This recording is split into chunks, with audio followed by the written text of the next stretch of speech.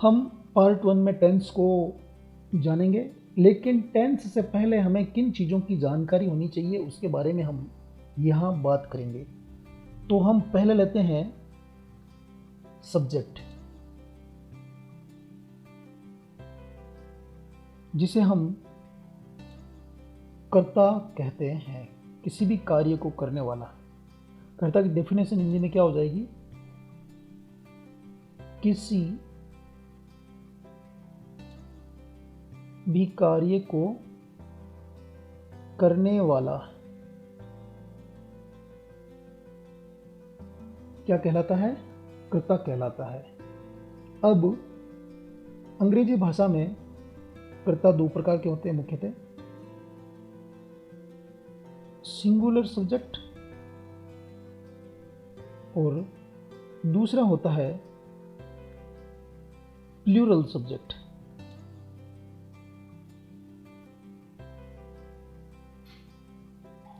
Singular subject के अंतर्गत, इसके अंतर्गत हम इसे हिंदी में कह देते हैं एकवचन कर्ता,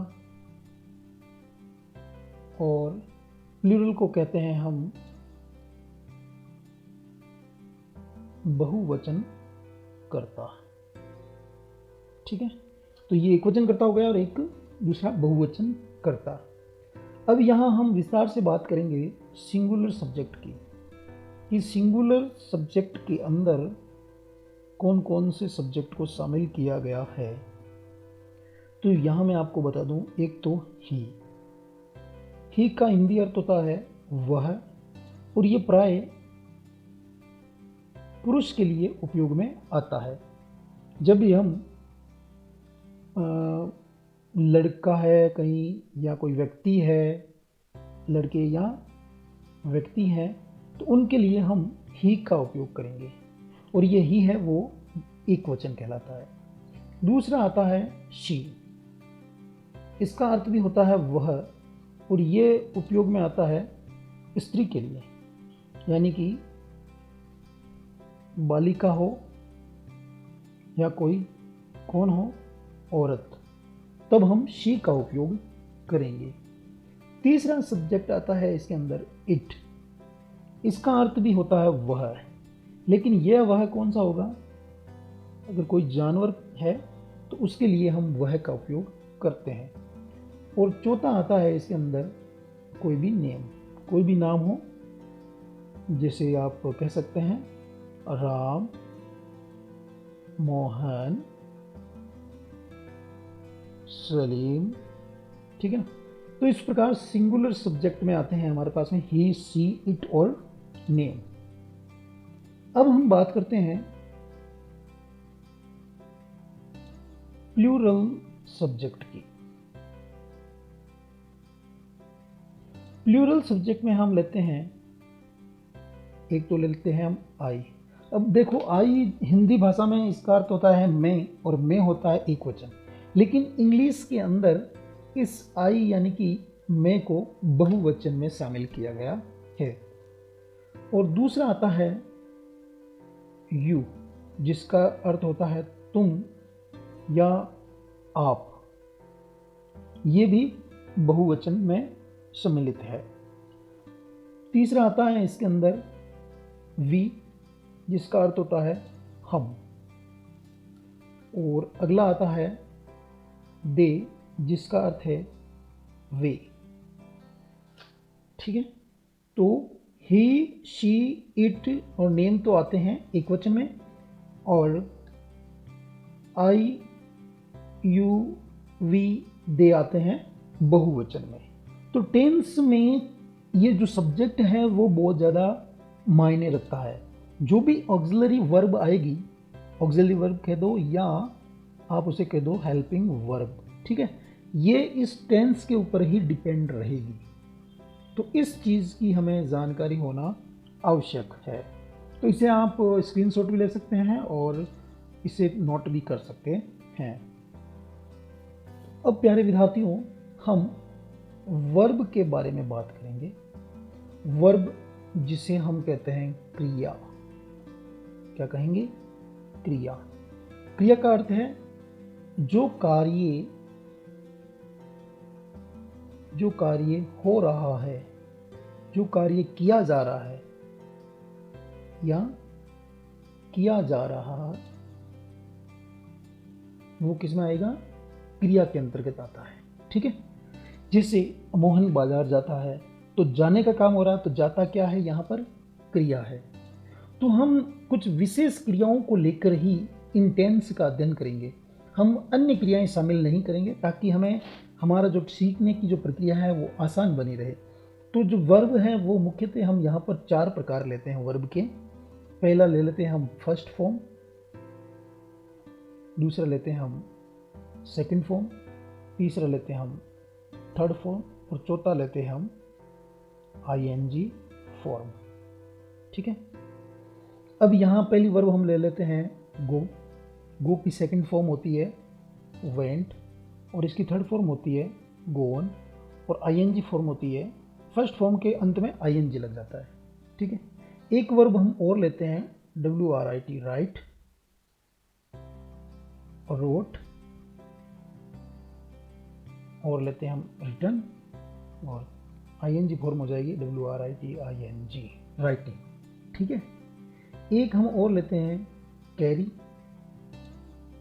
CARRIED carried, CARRIED third form भी है, और फोर्थ फॉर्म इसकी जो आईएनजी फॉर्म है वो हो जाएगी कैरिंग। एक फॉर्म और लेते हैं हम रीड, थर्ड सेकंड फॉर्म भी इसकी होगी रीड और थर्ड फॉर्म भी होगी इसकी रीड और आईएनजी फॉर्म होगी इसकी READING।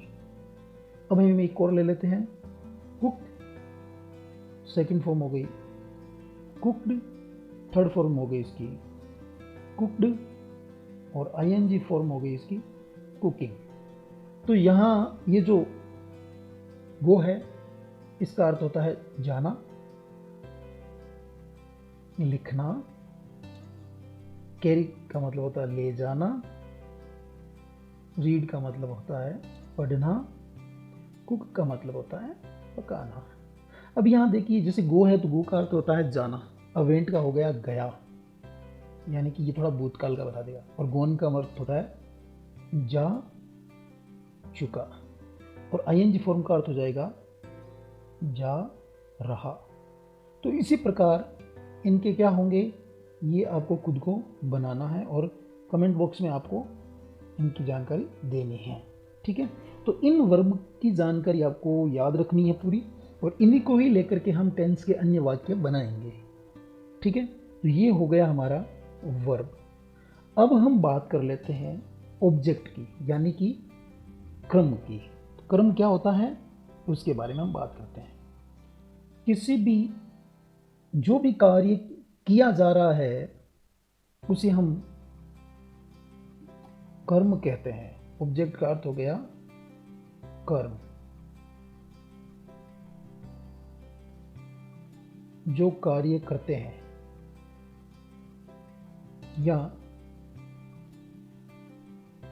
जिससे संबंधित क्रिया हो, वो क्या होता है? क्रम कहलाता है। जैसे हम यहां बात करते हैं मोहन बाजार जाता है। ठीक है, अब यहां मैंने कर्ता बताया तो कर्ता ये हो गया सब्जेक्ट। अब मैंने वर्ब आपको बताई तो वर्ब हो गई जाना, जाता है।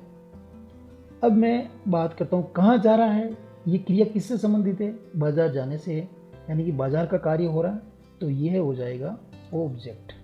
ठीक है, तो इन चीज़ों की आपको जानकारी रखनी है। आपको सब्जेक्ट कौन कौन होते हैं, एक वचन कौन है, बहुवचन कौन है, वर्ब फर्स्ट सेकंड थर्ड और आईएनजी फॉर्म कौन सी है, ऑब्जेक्ट क्या होता है, इसे कहते हैं ऑब्जेक्ट।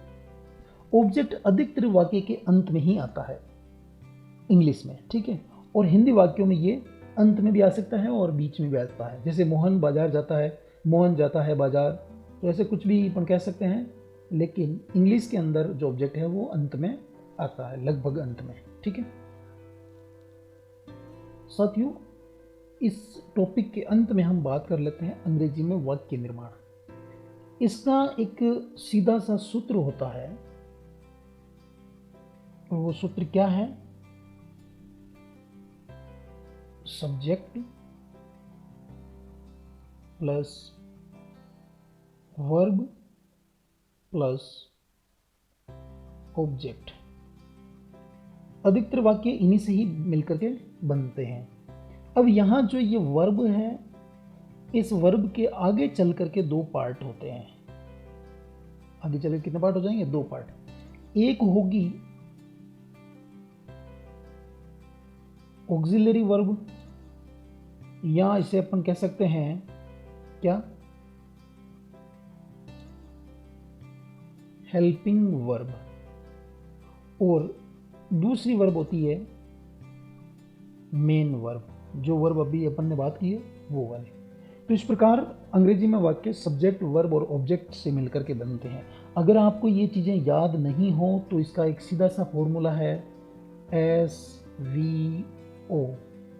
इस SVO को आप थोड़ा समझ ले रहे हैं, ताकि जैसे ही हम टेंस शुरू करेंगे तो उस समय इसको ज़्यादा आपको याद रखने की आवश्यकता नहीं पड़ेगी।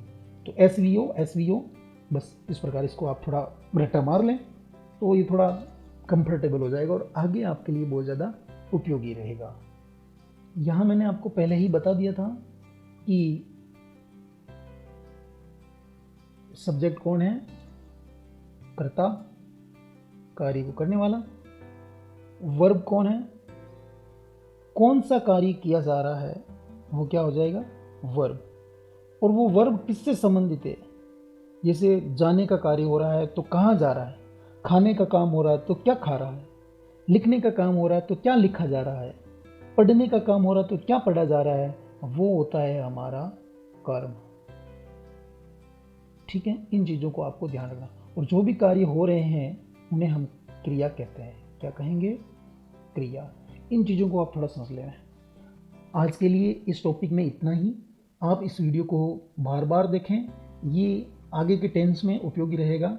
आगे हम फर्स्ट जो हमारा टेंस रहेगा वो सिंपल प्रेजेंट रहेगा। हम सिंपल प्रेजेंट टेंस के बारे में बात करेंगे। तब तक आप इस वीडियो को 2-3 बार देखें। अगर चीज़ें समझ में नहीं आए तो कमेंट बॉक्स में लिखें। वीडियो को लाइक ज़रूर करें और अपने अन्य शिक्षक साथी हैं उन तक पहुंचाएं, ताकि वो अन्य विद्यार्थियों तक इसे शेयर कर सकें। और चैनल को आप सब्सक्राइब ज़रूर कर लें और घंटी के निशान में ऑल बटन को ज़रूर प्रेस करें। बहुत बहुत धन्यवाद। Thank you.